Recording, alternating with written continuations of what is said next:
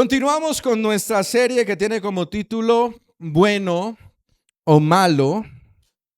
No se olvide que este mes estamos haciendo esa serie de 4 mensajes, bueno o malo. El primer mensaje tenía que ver con aprender a distinguir entre lo que es bueno o malo, que está en nuestros corazones, porque a veces nosotros creemos que ciertas cosas que nosotros sentimos son buenas, aunque no son buenas. A veces hay cosas que sentimos que decimos, ay, es que yo hago esto porque tengo un sentir, porque es que yo lo siento, porque es que tengo ese sentimiento, y a veces esos sentimientos nos engañan.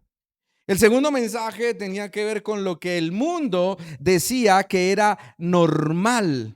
Porque el mundo dice que muchas cosas son normales, que no son normales, que no son buenas delante de los ojos de Dios, pero que lo hemos normalizado nosotros en nuestra vida.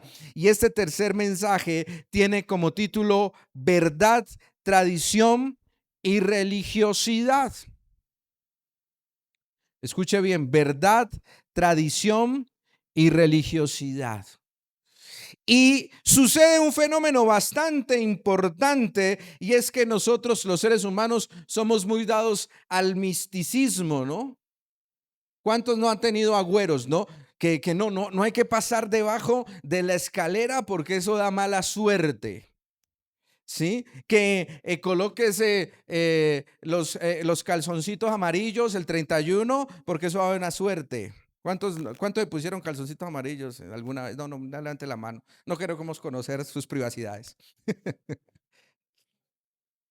Y tenemos como mucho al misticismo y a crear y a creer en cosas que no son de Dios. Y hoy vamos a hablar de este tema, verdad, tradición y religiosidad, que es bastante delicado para algunos. ¿Usted ha escuchado el término vacas sagradas? ¿Sí?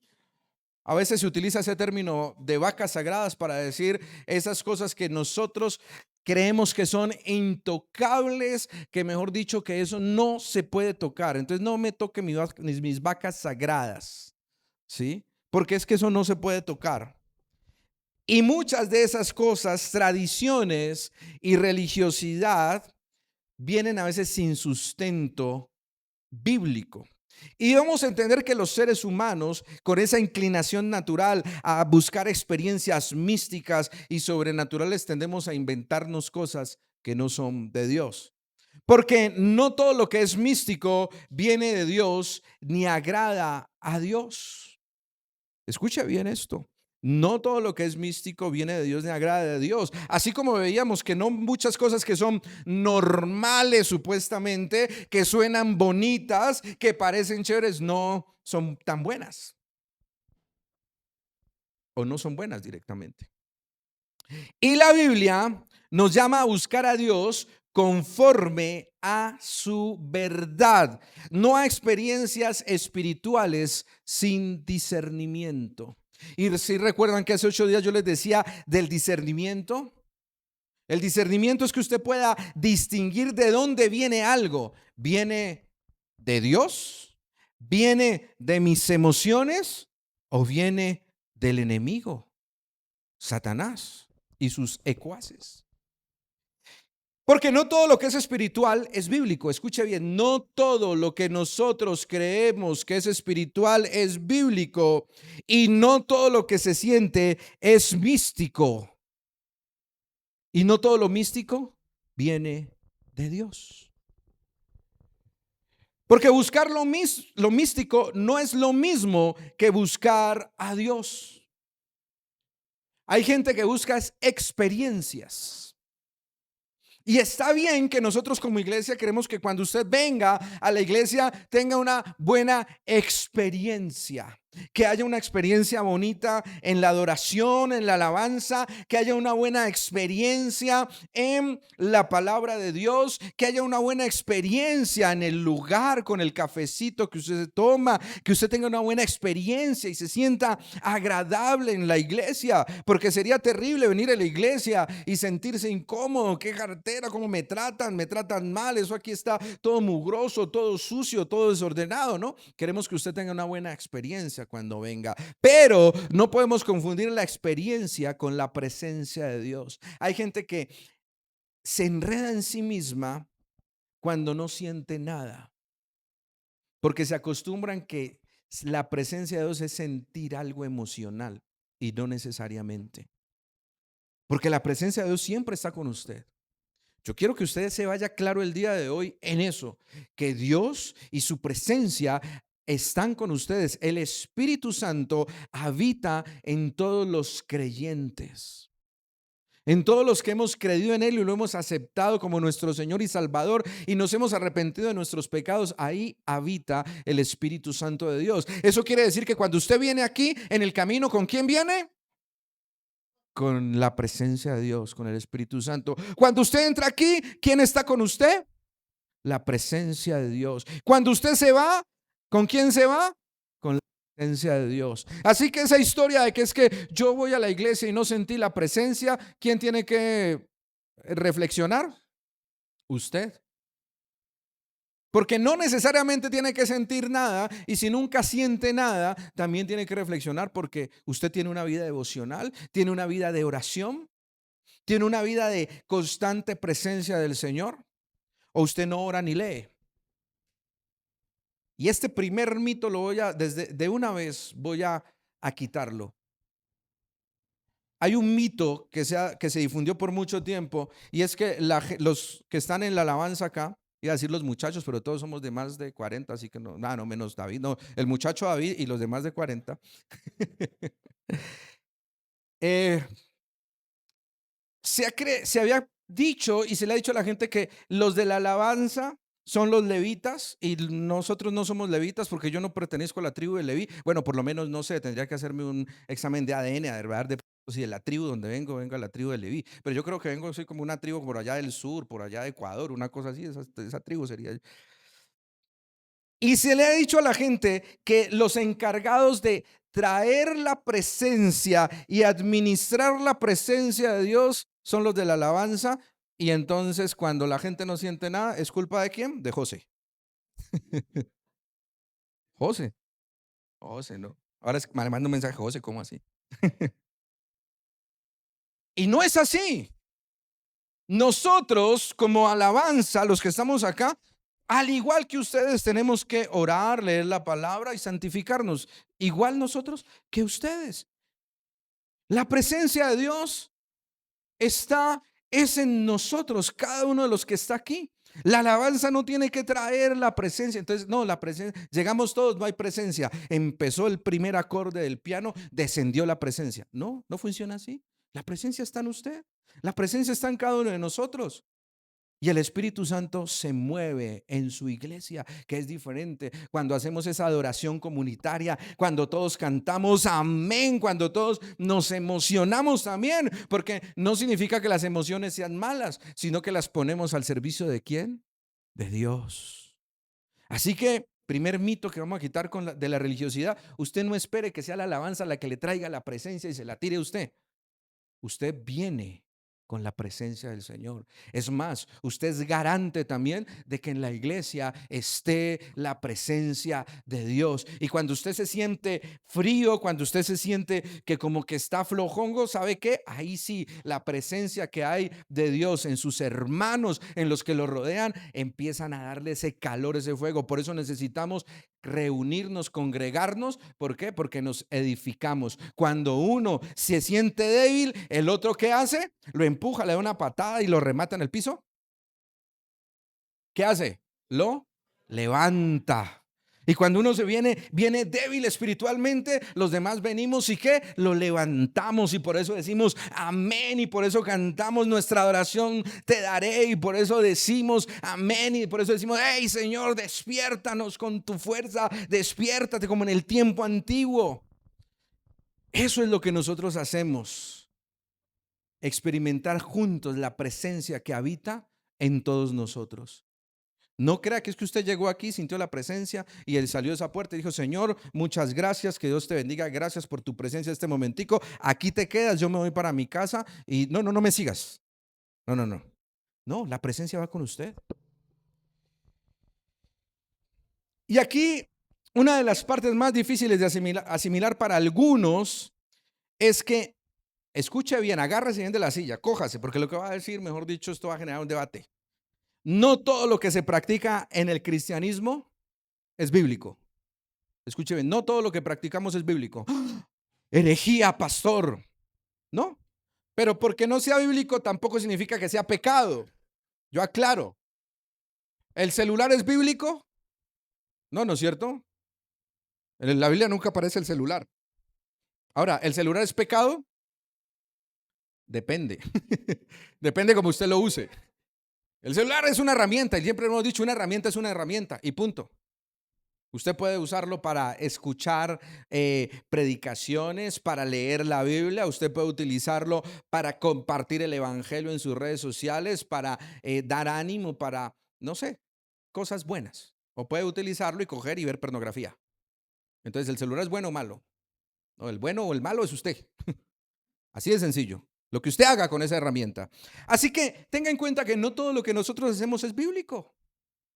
Aunque seamos cristianos, no todo lo que hacemos está en la Biblia, porque a veces creemos que todo lo que hacemos tiene que estar en la Biblia y no necesariamente. Escuche bien, tiene que escuchar esto con entendimiento. Muchos crecimos viendo y haciendo cosas en la iglesia que nadie nos explicó con la Biblia abierta por qué las hacíamos. Por ejemplo, nosotros somos más de tradición de alabanza, así como medio reboliática, ¿sí? Y entonces nos gusta cantar y la batería que está fallando, no vamos a orar para que toque corazones, para cambiar de batería. Y entonces nos gusta la batería, el teclado, la guitarra, pues es que el pastor de ustedes fue rockero toda la vida, entonces el Señor no me quitó lo rockero, ¿no? Él me sanó, me liberó y dijo, no, lo rockero no te lo va a quitar. Y entonces, ¿qué hacían entonces hace 100 años? ¿Había esta forma de que nosotros hacemos alabanza? Hace 100 años, o sea, por allá en 1800, en 1920, pégale, 26. Así con guitarra eléctrica, no, ni siquiera la guitarra eléctrica existía. Esta forma como nosotros lo hacemos es más contemporánea. Se ha dado los últimos 40 años que se empezó, 40, 50 años que empezamos a hacer la música como la hacemos ahora, con una banda, con todo eso. Si usted se va hace 200 años, ¿qué hacían? Pues cogían un cancionero, cogían la pandereta y la gente sabía los coritos. ¿Era pecado? No, era la forma como lo hacían. ¿Es pecado como lo hacemos nosotros? No, es la forma como lo hacemos ahora. ¿Qué va a pasar en 20, 30, 40, 50 años si no ha venido el Señor? No sabemos con qué van a alabar. Los que llegaron a ir a iglesias en otras épocas, ¿se acuerdan que la musiquita era echó a la mar los carros del faro? Y tuki, tuki, tuki, tuki. El ritmo de todas las canciones era tuki, tuki, tuki, tuki, tuki, tuki. Sí, así cuando yo llegué a la iglesia era así, ¿no? Tuki, tuki, tuki, tuki, tuki. Por eso me impactó. Yo llegué todo rockero y empiezan tuki, tuki, echó a la mar. ¿Sí? Cantaban una, perseguí a mis enemigos, los alcancé, pam, pam, los destruí, los atravesé. Pues eran como bien bélicos, ¿no? Y ahora estamos en una moda donde la gente es, oh Señor, aleluya. ¿Sí? Y en esa época la gente era guerra, ¿no? Era, ¡ah! Y las modas cristianas también van cambiando. Pero lo importante es que la esencia, ¿qué es la esencia? Adorar y exaltar el nombre de Dios. Hace 10 años, va para 11 años que viajamos con mi esposa a Perú y Ecuador. Estuvimos casi un mes, no, un mes estuvimos fuera, tocando por allá. En esa época todavía no éramos pastores. Y estábamos cantando por allá. Y era muy curioso porque estuvimos, no fue no fue una gira así de hoteles 5 estrellas, no, era gira en los pueblos, ¿no? En veredas y todo eso. Estuvimos por allá tocando en iglesias rurales y todo. Y era nos pareció, me impactó mucho, no sé cómo será ahora después de 11 años, que la musiquita era, la alabanza era un piano. Y era música así como toda esa cumbia villera. Todas las canciones eran así como con esa cumbia que uno escucha así como sureña. Así. Esas eran todas las alabanzas. Y la gente, con esa música así como. Entonces nosotros íbamos a cantar la música que cantábamos por acá, imagínense. Entonces era como una novedad. Y algunas tradiciones que tenemos en la iglesia son inofensivas. Formas, estilos, horarios. que nuestra reunión es a las 10, habrá otras iglesias que se reúnan a las 11, hay pastores que el culto dura 3 horas, hay pastores que dura 2, hay pastores que dura hora y 15 minutos. Esa es una forma de hacerlo. Hay iglesias donde todas las canciones son lo que nosotros llamamos adoración, ¿no? Aunque eso es una forma de decirlo, pero que son eh, así calmaditas. Hay iglesias donde todo es un alboroto. Son la forma, son estilos. ¿Está mal? No, es inofensivo. Hay iglesias que harán su reunión a las 8 de la mañana, otros que tienen servicio todos los miércoles. Nosotros tenemos grupos vida. Hay iglesias que no tienen grupos pequeños o los llaman de otro nombre, ¿sí? Los llaman células, eh, hogares de paz, pero es la misma cosa con otro nombre.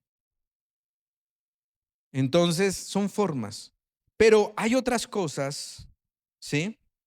Que cuando se vuelven norma espiritual y no son bíblicas y que quieren reemplazar la verdad de la palabra y alejarnos de la esencia del evangelio, esas cosas ya dejan de ser inofensivas. Y Jesús fue muy claro. Vamos a leer Mateo 15, 8, 9. Escucha bien. Este pueblo me honra con sus labios, pero su corazón está lejos de mí. Su adoración es una farsa porque enseñan, escuche bien, ideas humanas como si fueran mandatos de Dios. Cuando empezamos a enseñar ideas humanas y decimos que son mandatos de Dios, ahí estamos apartándonos del evangelio y estamos dañando a la iglesia. Por eso la tradición y la religión hay que tomarla con pinzas y con delicadeza, porque sabe que por nuestro misticismo humano tenemos la tendencia a convertir cosas en ideas humanas que se enseñan como mandatos de Dios.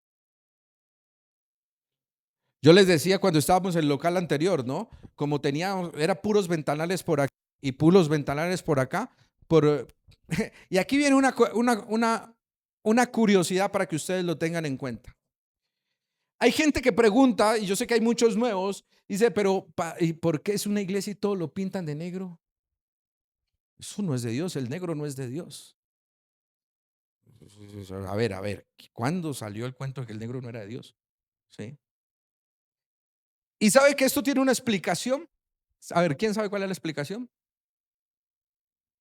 ¿Mm? ¿Por qué pintamos de negro? Porque el que es pastor era rockero, entonces le gusta el negro. ¿Sí? Mira, por la pantalla. Esto se le llama caja negra. Y resulta que nosotros no tenemos para comprar una pantalla LCD de 30 millones de pesos por una iglesia chiquitica. Entonces, ¿qué pasa? Si yo quito la caja negra y pongo todo esto de blanco, ¿qué va a pasar? Si así nomás no se ve tan clarito, pues esto se va a ver menos claro. Y pues por la tradición, porque hace 100 años no existía el videoin, pero ya tenemos la cultura de que ustedes puedan tener los textos acá proyectados y que ustedes puedan ver las frases claves para que tomen apuntes. Que esto es necesario, ¿no? Cristo no predicó con videoin, ¿no? Él no decía, Pedro, por favor, ya tiene listo el videoin, conéctemelo, por favor, alista y apague la luz que voy a predicar. No, sino es la forma como lo hacemos ahora. Y entonces se hace la caja negra sencillamente para que haya menos luz y lo oscuro al lado no absorbe tanta luz del videobeam y se pueda ver más claro. Por eso pintamos de negro. Esa es la respuesta. Y se ponen luces, ¿por qué? Pues para que pinte un poquito como las paredes. ¿Sí se da cuenta que la pared es negra, pero con estos colores? Por eso lo utilizamos así. Queremos más luces, sí, para que haya más color acá y más enfocado, así. Pero es la forma. Así que si nosotros empezáramos a decir, no, lo que pasa es que es el sacrosantísimo zona oscura de la predicación y entonces todas las iglesias, porque es que el color negro es el que santifica el espacio, porque el pastor representa de Cristo y él ilumina con su presencia. Ya me estoy inventando cosas que no son para justificar algo. Y eso no es. Y entonces la tradición dice que tienen que pintar de negro, porque si no pintan de negro es una herejía, ¿no? Y allá teníamos una cantidad de cortinas. Los que fueron allá tenían cortinas por acá. Y yo les decía, curiosamente, no dejar que en unos años, si seguimos con las cortinas, digan, no, las sacrosantísimas cortinas de la unción. No, eran cortinas que pusimos, ¿por qué? Porque necesitábamos oscurecer, porque si no, no se veía el video bien. Así de sencillo. Y hay cosas que de pronto debamos desaprender, que es algo que cuesta bastante. Desaprender es más difícil que aprender, ¿o no? Desaprender es más difícil. Pero no vinimos a desaprender a la fuerza sin dirección. Estamos aquí para que empecemos a aprender y a desaprender con una fe sencilla, bíblica, centrada ¿en quién? En Cristo. Y venimos a aprender de la mano de quién? De la Biblia. Porque allá es donde tenemos que ir, a la palabra. Ahora, primer punto que quiero tratar el día de hoy. Mire, tradición no es necesariamente igual a bíblico. O sea, la tradición no es necesariamente igual a lo bíblico. Con el respeto, si hay alguien, creo que no hay nadie nuevo, pero con el respeto, si por si acaso hay, no lo veo aquí en la gran multitud, en el auditorio multitudinario. En el catolicismo, la tradición es equivalente a la palabra de Dios. Escuche bien, para ellos la tradición tiene equivalencia a la palabra de Dios. Por eso ellos se mueven mucho por las tradiciones y son tan importantes para ellos. Para nosotros no. Para nosotros lo importante es la palabra y la tradición es secundaria. Porque la tradición se vuelve peligrosa cuando ocupa el lugar de la palabra. Porque ¿quién pone la tradición? El hombre. Y ahí se vuelve peligrosa. Cuando se impone como requisito espiritual una tradición, es que aquí tenemos la tradición, el pastor siempre usaba la sacrosantísima chaqueta de jean, aleluya. Entonces los pastores de iglesia ya todos tienen que predicar con chaqueta de jean porque eso es lo santo. Y por mucho tiempo se creía que el pastor tenía que sí o sí predicar con traje, ¿o no? El pastor tenía que predicar con traje. O sea, yo entiendo la esencia de lo que quisieron hacer en su momento, que era pues que hubiera elegancia porque estoy predicando la palabra de Dios, pero los tiempos van cambiando, ¿no? La forma de vestir, las tendencias van cambiando y que el traje, con traje o sin traje, después de que predique con ropa no hay problema. Lo raro sería lo otro. Entonces, la ropa no va a cambiar el mensaje. Porque al final lo importante es el mensaje. Claro, nos vestimos con decoro, las mujeres con decoro, los hombres con decoro en la iglesia y fuera de la iglesia también nos vestimos sanamente. Pero eso no puede ser un requisito espiritual. La ropa no puede ser un requisito espiritual. Solamente el llamado es a que los hombres y las mujeres se vistan con decoro. Bien. Yo por eso no vengo aquí mostrando mis bíceps y mis tríceps, pues porque no los tengo, los abdominales. Bueno, sí tengo, pero no están marcados, porque si no, imagínense. Y la tradición se vuelve peligrosa cuando define quién es más espiritual. Hay gente que cree que porque se viste de una manera, porque habla de una manera, porque hace ciertas cosas, es más espiritual que otro. Y ojo con eso. No, esto no es una competencia a ver quién es más espiritual. Esto es primero una relación con Dios y una comunión entre hermanos para edificarnos. Esto no es una competencia. Es que yo soy más espiritual. Yo he escuchado por allá un predicador de hace muchos años que fue muy famoso. Él tenía que salir adelante siempre. A él, mejor dicho, se le aparecía Jesucristo, se le aparecía, mejor dicho, la misma presencia de Dios, el Padre, el Hijo y el Espíritu. Él caminaba y entonces, porque él tenía que siempre estar adelante. Si Jesús hizo un ayuno de 40 días, él dijo que él había hecho un ayuno de 41 días, porque él era más, más espiritual que Jesús. Hey, esto no es una competencia, vuelvo y repito. Mira, hay un experimento del mono y los bananos, no sé si lo han escuchado, algunos de aquí ya que han estado en algunas reuniones lo conocen.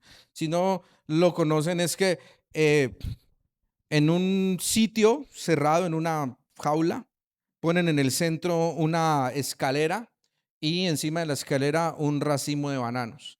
Y en ese momento ponen unos miquitos dentro de la jaula.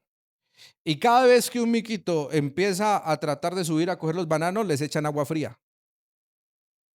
Entonces ellos intentan, hasta que en un punto, ¿qué pasa? Cuando un miquito trata de subir, los demás lo agarran a golpes. Entonces, no, yo no quiero que me echen agua fría. ¿Sí?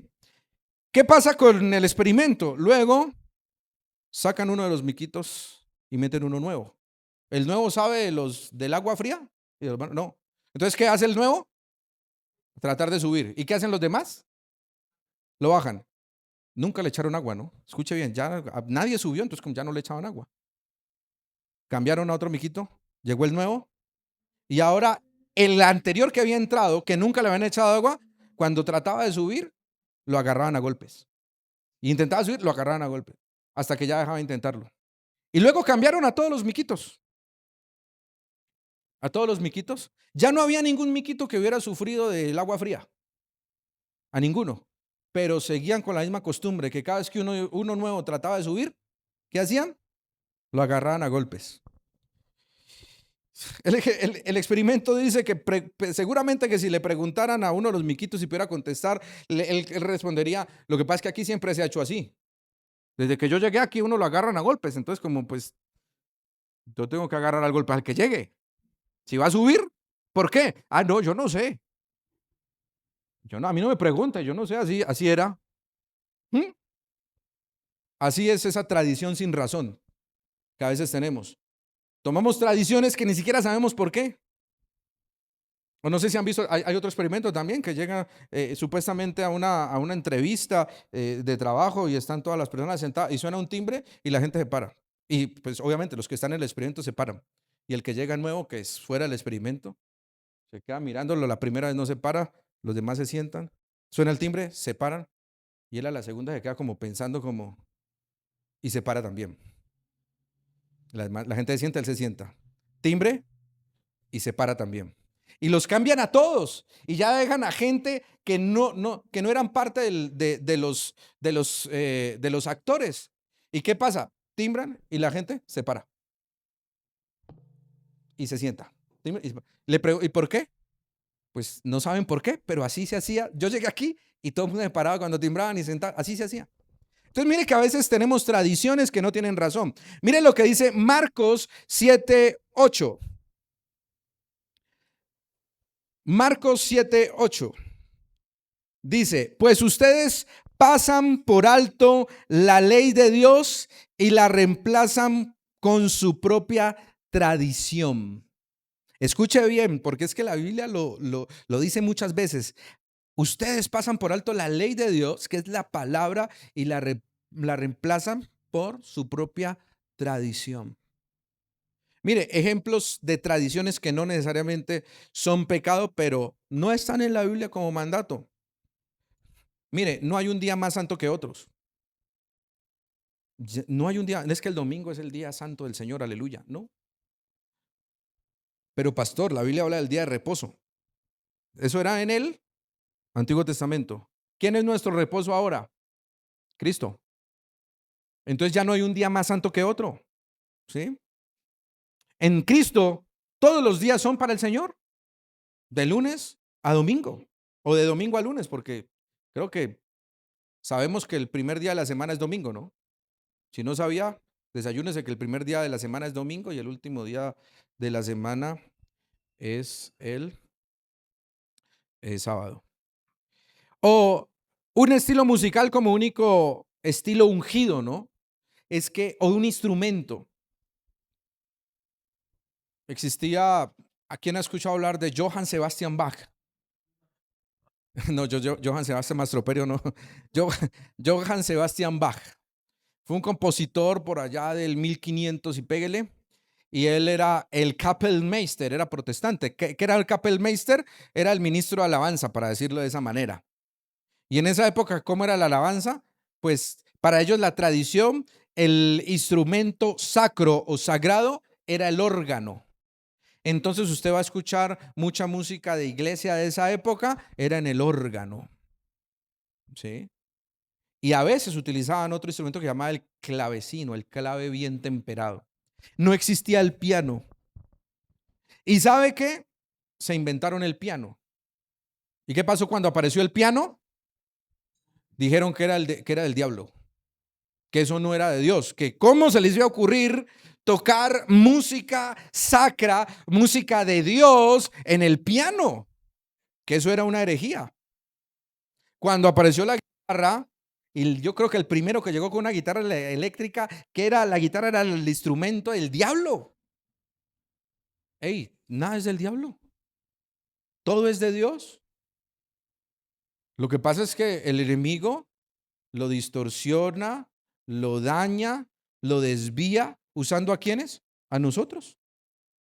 Así que un estilo musical no es el único ungido, como les decía, en Perú.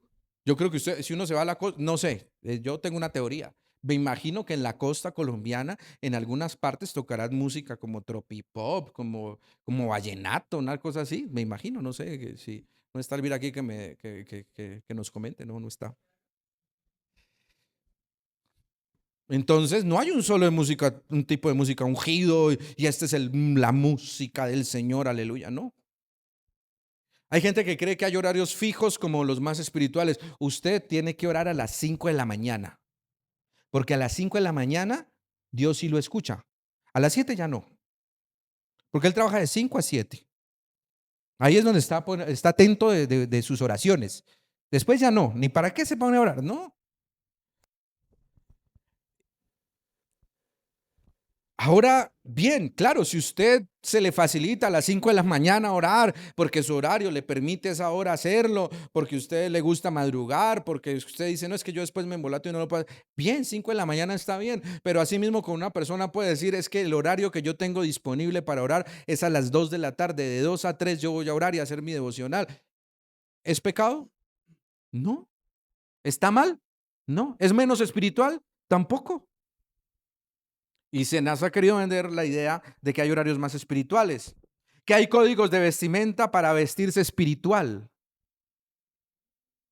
Que si usted no usa, esta es una polémica grandísima, que si usted no usa la traducción de la Biblia Reina Valera del 60, usted no es espiritual, porque esa es la Biblia más espiritual que hay. Porque como dice, y vosotros sabéis, eso es más espiritual que decir ustedes saben. ¿Sí? ¿Qué es más espiritual? ¿Decir vosotros sabéis o ustedes saben? Ni lo uno ni lo otro. Porque entonces en otro idioma que no van a decir vosotros sabéis, o estáis, o conocéis. Entonces hay gente que cree que la Reina Valera es más espiritual. Créanlo, que hay gente que piensa eso. Nosotros, la Biblia que utilizamos aquí como base, y eso es una recomendación que le hago, si usted va a comprar una Biblia, yo no le estoy, no le estoy prohibiendo que lea la Reina Valera, pero la que nosotros usamos de base generalmente es la NBI o la NTV, son las dos que usamos.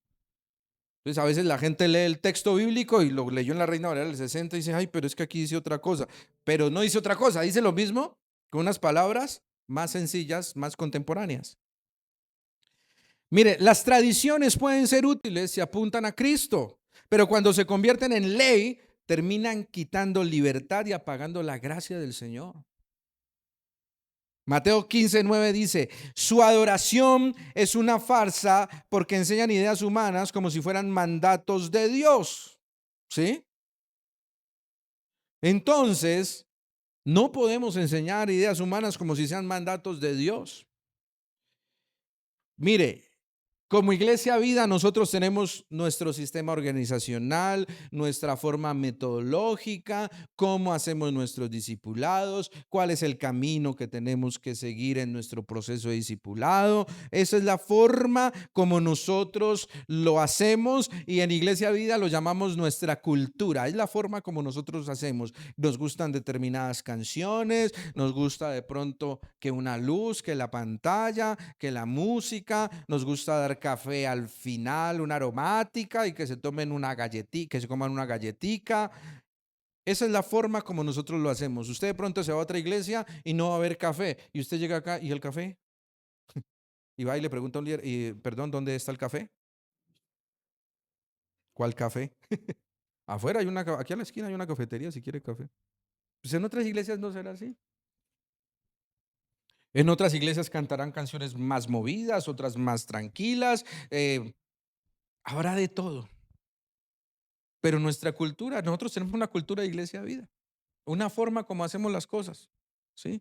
Esto no significa que sean cosas inamovibles, porque como iglesia nosotros sabemos que si algo no funciona, ¿qué tenemos que hacer? Pues cambiarlo, quitarlo, arreglarlo, modificarlo, ajustarlo. Eso es lo que nosotros hacemos como iglesia. ¿Por qué? Porque pues hay formas que a veces hay que ajustar. Y vuelvo y repito, probablemente en 10 años ya no, ya las mismas canciones que tocábamos ahora ya no las toquemos. De hecho, este año vamos a empezar a meter muchas nuevas canciones y hay canciones que de pronto usted ya dice, uy, hace años, hace tiempo que no tocan esa canción, ¿no? Y habrá canciones que ya en un momento ya no volveremos a tocar. ¿Por qué? Porque la música va cambiando, cántico nuevo. Importante es que adore al Señor. Lo único que no cambia en la iglesia, ¿qué es? La sana doctrina. A eso es el fondo. Por eso se ha escuchado los que la forma y el fondo. ¿Sí? Fondo y forma. La forma puede cambiar, pero el fondo, la esencia, no cambia. En Iglesia Vida abrazamos la forma, abrazamos nuestra cultura, nuestro sistema con una mano abierta para poderla mejorar. Pero abrazamos el fondo, la sana doctrina, con puño cerrado, porque la sana doctrina es nuestra roca donde nos fundamentamos. Así que la forma, pues podemos cambiarla, ¿sí? Un día puede ser que salgamos de todas estas sillas y compremos unas blancas. Y usted dirá, ay, pastor, ¿y las sacrosantísimas sillas negras? No. Un día podemos decir, ve, este local está chévere, pero conseguimos otro que es diferente y que de pronto, y nos cambiamos de local. No sé, pues el Señor nos llevará. Isaías 48 dice, la hierba seca, se seca y las flores se marchitan. ¿Pero qué? Pero la palabra de nuestro Dios permanece para siempre. Así que no se aterre cuando hagamos cambios en la iglesia que no son doctrinales, que no son cosas de doctrina. Usted asústese cuando el pastor venga con una doctrina diferente. Cuando venga acá el pastor y diga, no, el Señor me reveló de la cuatridimensión de Dios, ya no somos trinitarios, sino cuatridimensionales. Entonces ahí usted diga, no, pues el pastor se enloqueció. Pero cuando seguimos la sana doctrina, lo demás es lámina y pintura. Las estrategias pasan, las modas pasan, pero la palabra no se mueve. Segunda cosa, religiosidad falsa.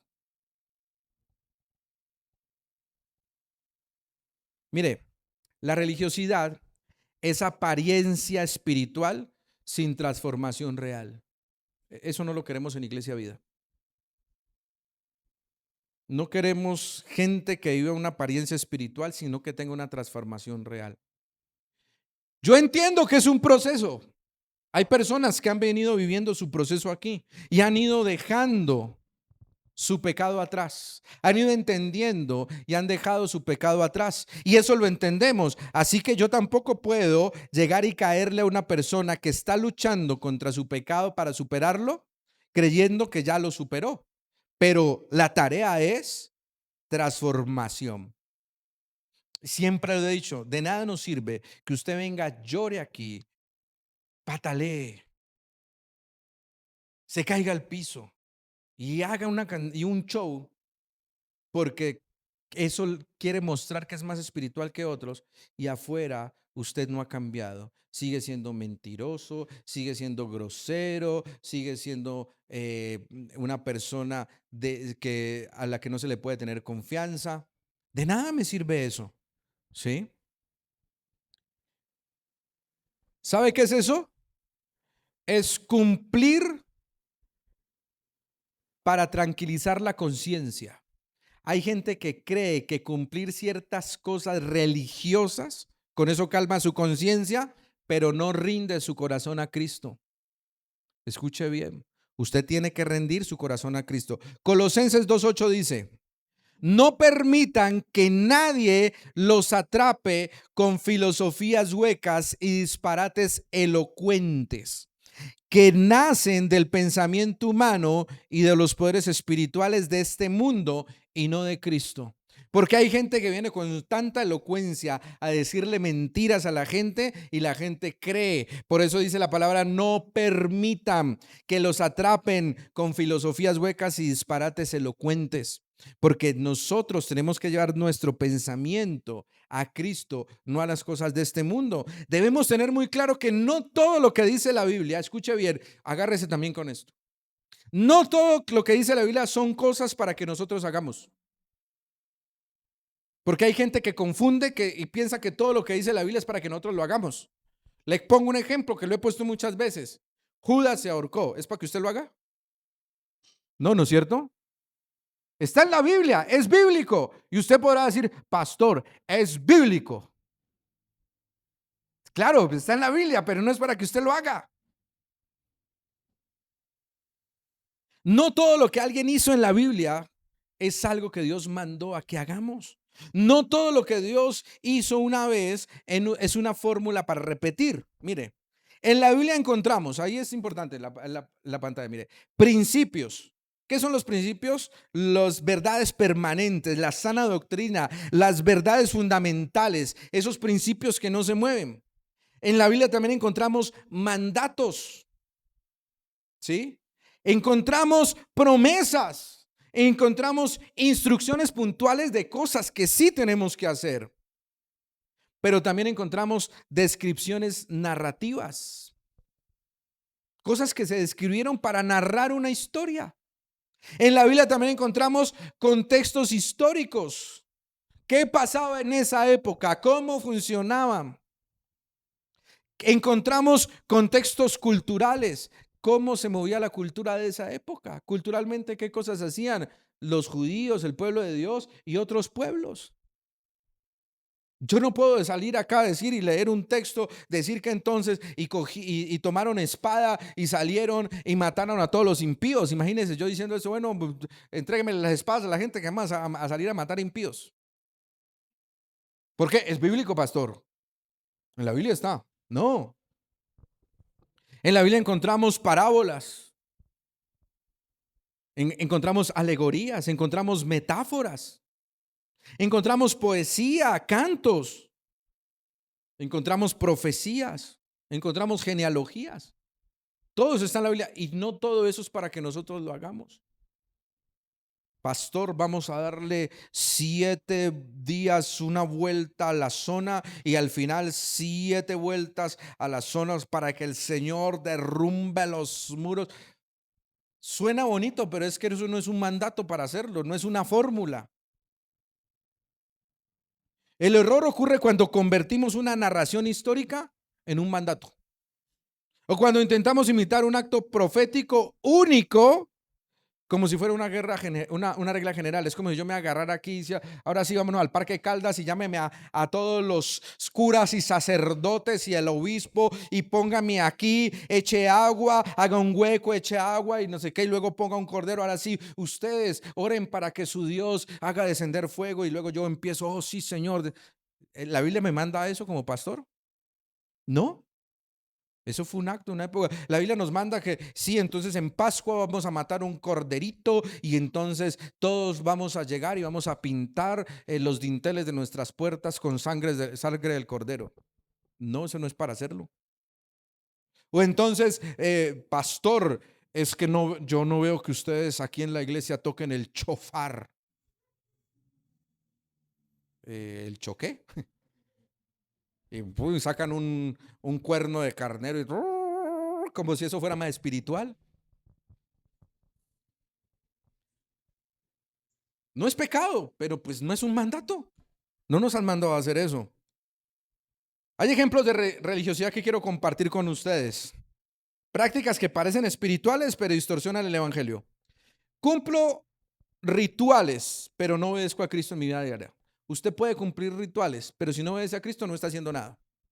Los rituales no sirven para nada. Por ejemplo, poner señales para que Dios me hable. Si pasa tal cosa, entonces es de Dios. Están en el semáforo. Si el semáforo pasa de rojo en este momento, es que Dios quiere que yo le hable a esta muchacha que está bonita. Y pum, el semáforo dañado.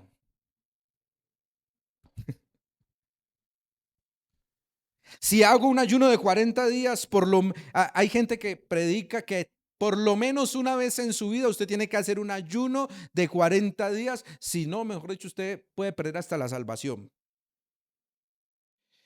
Mire, echar suerte como los apóstoles para tomar una decisión. Los apóstoles echaron suertes para escoger el supuesto apóstol que iba a reemplazar a Judas. ¿Sabían eso? Ellos escogieron y echaron suertes. Y escogieron a uno. ¿Ese uno era el que Dios había escogido? No, ¿no es cierto? ¿A quién escogió Dios? A Pablo. Pablo, por favor, levante la mano. Entonces, nosotros no estamos llamados a echar, no es que es bíblico ahí, a echar suerte, Señor, a ver si. Uy, no. Hay algunos que creen que pasar mantos físicos transmite unción. Entonces yo, venga, Jason, le voy a pasar el manto y me quito la chaqueta y empiezo a darle golpes con la chaqueta. Eso no tiene razón de ser, porque la unción no se transfiere por objetos. ¿Se transfiere por qué? ¿Por la obra de quién? Del Espíritu Santo. Ahí es donde se transfiere la unción. Hay gente que cree en objetos ungidos por un poder especial, ¿no? Pañuelos, el pañuelo ungido del apóstol. ¿Sí? Entonces el apóstol llegó y entonces, uy, el pañuelo ungido del apóstol. No crean esas cosas. Ok, el aceite profético, aleluya.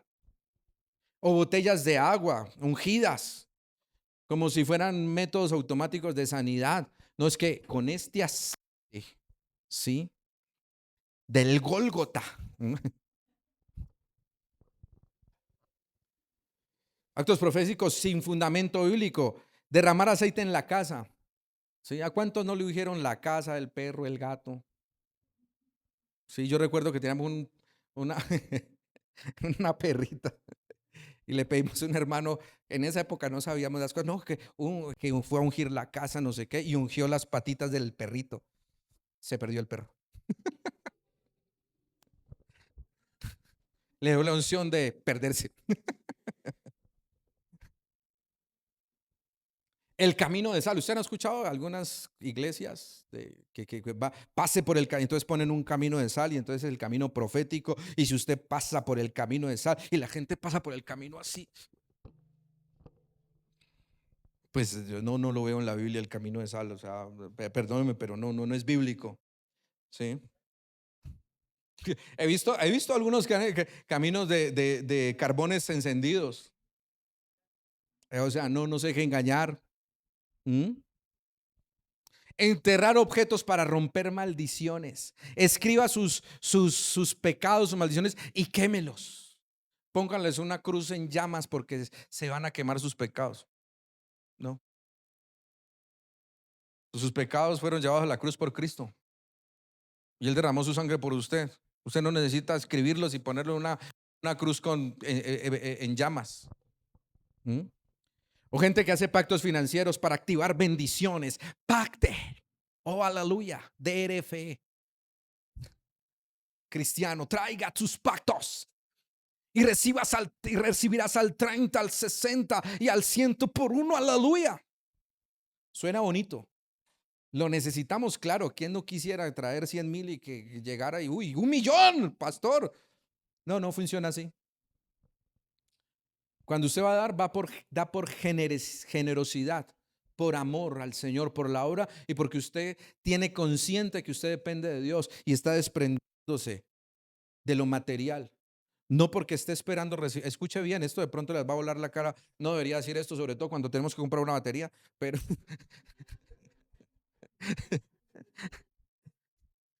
pero no funciona así. No es que usted traiga 100,000 y el Señor le va a multiplicar a 1,000,000. Ey, así no funciona. Así no funciona. Pero lo que yo sí sé bíblicamente es que Dios te bendice cuando tú das. Porque la Biblia dice que es mejor dar que recibir. Y en el texto que leemos cuando damos diezmos y ofrendas, sabemos que el Señor va a proveer para nuestras necesidades hasta que sobre y abunde. Pero no lo damos esperando nada a cambio, lo damos por fe y por amor. Porque Dios ama al que da con alegría. O la gente que cree en jerarquías espirituales exageradas, ¿no? El apóstol, el profeta. Mire, a la gente se le vendió la idea de que había nivel, ¿no? Entonces el nivel más bajo es el pastor y el más alto es el apóstol. Y los apóstoles andan de apostolitis, andaban en una época, no sé si ahora todavía, pero a todo mundo. Y si usted quería ser apóstol, tenía que pagar un curso de unos cuantos miles de dólares para que lo nombraran apóstol. ¿Mm? Para que usted tuviera la unción del apóstol. No, no, no. Nosotros, o sea, apóstoles, los apóstoles, profetas, maestros, evangelistas y pastores no son niveles de jerarquía. Eso es una mentira. Enseñar que la salvación depende de obras o de rituales o de ritos específicos, ¿no? Eso no es bíblico. La salvación depende ¿de quién? De Cristo. La salvación ya está dada por Cristo en la cruz.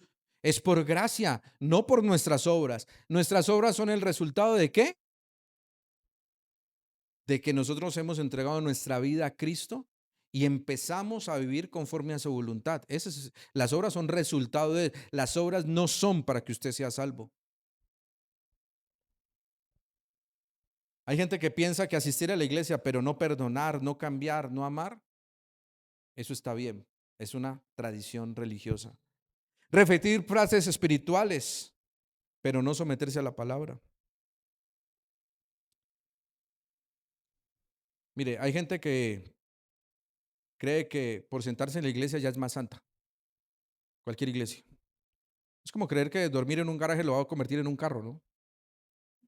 O pastor, yo quiero convertirme en un carro, entonces esta noche voy a dormir en el garaje. No. Usted no se convierte en carro estando en el garaje, o no. Es que estoy aquí en el parqueadero porque aquí soy carro, ¿no? Entonces usted, ser cristiano no es venir a sentarse acá. Ser cristiano es vivir conforme a la voluntad de Dios. La fe es relación con el Señor, relación con Cristo, no asistencia y un checklist de cosas. Mire, no leemos la Biblia para copiar fórmulas. La leemos para conocer el corazón de Dios y vivir conforme a Cristo. Y último punto, Cristo es el filtro. El filtro de todas las cosas tiene que ser la palabra. En el principio era ¿quién? El verbo o la palabra. Y la palabra estaba con Dios. ¿Y la palabra era quién? Era Dios. ¿Y esa palabra se materializó en quién? En Cristo. Entonces, si Cristo es el filtro, su palabra es el filtro. Gálatas 1:6-9 dice, estoy horrorizado, escuche bien lo que dice Pablo, estoy horrorizado de que ustedes estén apartándose tan pronto de Dios, quien los llamó a sí mismo por medio de la amorosa misericordia de Cristo. ¿Quién los llamó? Dios. ¿Por medio de quién? Por medio de la misericordiosa, de la amorosa misericordia de Cristo. Y luego dice, están siguiendo un evangelio diferente que aparenta ser la buena noticia, pero no lo es en absoluto. Están siendo engañados por los que a propósito distorsionan la verdad acerca de Cristo. Si alguien, ya sea nosotros o incluso un ángel del cielo, les predica otra buena noticia diferente de la que nosotros les hemos predicado, que le caiga la maldición de Dios. Repito, lo que ya hemos dicho. Si alguien predica otra buena noticia distinta de la que ustedes han recibido, que esa persona sea maldita.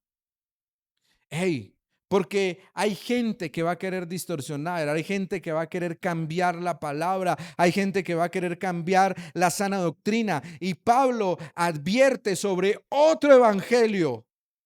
Y no es que sea muy diferente. A veces utilizan el mismo evangelio, la misma palabra con añadidos, o le añaden o le quitan. Y cuando agregamos esos requisitos humanos al evangelio, lo distorsionamos. Ese ya es otro evangelio. Por eso yo les digo, hey, cuidado. Ojo con lo que usted escucha en internet. En internet hay mucha cosa de gente que predica que parece buena y no lo es. Y tenemos que verlo con discernimiento. ¿Y cómo discernir bíblicamente? Aquí les voy a dar unas reglas prácticas. Mire, una cosa, esto está claramente enseñado en la Escritura. ¿La Biblia dice eso? Usted escucha a una persona y dice, ay, ¿la Biblia dice eso? ¿De verdad que la Biblia dice eso? ¿Eso apunta a Cristo o a la obra humana? ¿Produce libertad en el espíritu o control por culpa? Porque mire, a la gente se la puede manipular y hay muchos falsos pastores y falsos maestros que aprovechan el púlpito para manipular a la gente y para aprovecharse de ellos. Yo he escuchado historias tan tristes de gente que le han robado literalmente, que le han dañado su hogar, que le han dañado su vida porque están escuchando falsos maestros y falsos pastores. Otra cosa que usted tiene que preguntar, siguiente, ¿produce libertad en el espíritu o control por culpa? Que ya lo leí, ya. Sí, en la siguiente, ahí está. Ay, perdón. ¿Exalta la gracia o mi desempeño humano? ¿Me acerca al carácter de Cristo? ¿Me da una sensación de superioridad espiritual? Mire, ejemplos de evangelios maquillados. Cristo te salva, pero debes cumplir estos requisitos extras para ser aceptado. Eso es mentira. Cristo perdona, pero si fallas con nuestras normas, pierdes tu lugar en el reino de los cielos. Eso es mentira. Cristo es suficiente, pero necesitas esta experiencia especial para completar tu fe. La palabra de Dios te edifica a través del Espíritu Santo, pero tienes que ser tratado por el libro del apóstol fulanito de tales para que seas verdaderamente libre. Eso es mentira. Porque para ser libre no es más que suficiente la Biblia. Es más que suficiente, perdón, la Biblia. Porque hay gente que dice, no, para ser libre no es suficiente la Biblia. No, no, le falta. Necesito un curso, necesito un taller para ser libre. No, el que te libera es la palabra de Dios. Claro, nosotros tenemos nuestros talleres de capacitación, de enseñanza, de sana doctrina, de discipulado, y la invitación es a que los hagan, a que se capaciten en la palabra. Cristo no es el complemento de nuestra espiritualidad, Cristo es el fundamento de nuestra fe. Y por eso tenemos que acercarnos a palabra, por eso tenemos nuestro discipulado. ¿Cuánto vale? Gratis. Gratis. Cristo ya pagó por usted. En conclusión, tenemos que volver al evangelio. No estamos llamados a pelear con las tradiciones, no estamos llamados a estar creando tradiciones todo el tiempo, tampoco estamos llamados a proteger ¿qué? La verdad. Hay tradiciones que vamos a tener aquí y vamos a crear nuestras propias tradiciones, y siempre y cuando estén alineadas al Señor, no hay problema. Pero cuando nosotros empecemos a cambiar nuestras tradiciones y a ponerlas al nivel de la palabra de Dios, preocupémonos. No estamos diciendo que Dios no se mueve, estamos diciendo que Dios se mueve conforme a su palabra. Mire, una fe sana honra a Cristo. Una fe sana ama la palabra. Una fe sana vive en gracia. Una fe sana produce fruto real.